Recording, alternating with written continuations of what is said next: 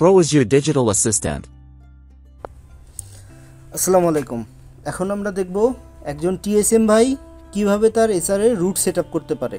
একজন TSM ভাই login করার পরে এমন একটা পেজ পাবে, তারপরে এসআর সেটআপ এইখানে যাবে।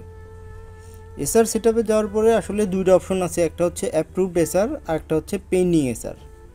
তো মূলত কার রুট অ্যাসাইন করব?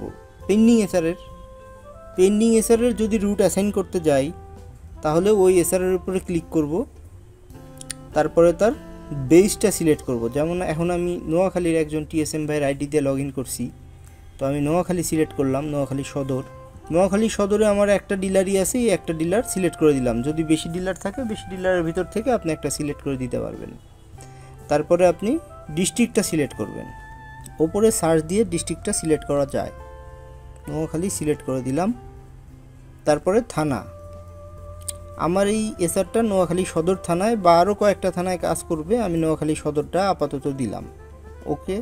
তারপরে ডান, তারপরে নেক্সটে আসার পরে আমি 6টা রুট দেখতে পাচ্ছি।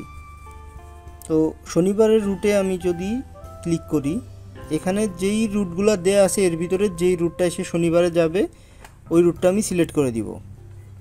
আমি 39 নম্বর রুটটা সিলেক্ট করে দিলাম। এরপরে এমন একটা পেজ আসবে, এখানে রিপ্লেস চাইবে এবং কপি চাইবে। আমরা সব সময় কপি দিব, রিপ্লেস দিব না, সব সময় কপি দিব। একইভাবে বাকি 5 দিনের রুট সিলেক্ট করে দিব। শেষ, এখন আমি সাবমিট করে দিব, হয়ে গেল। এইভাবে আমরা এসআর এর রুট অ্যাসাইন করতে পারি। আশা করি সবাই বুঝতে পেরেছি। ধন্যবাদ। Pro is your digital assistant.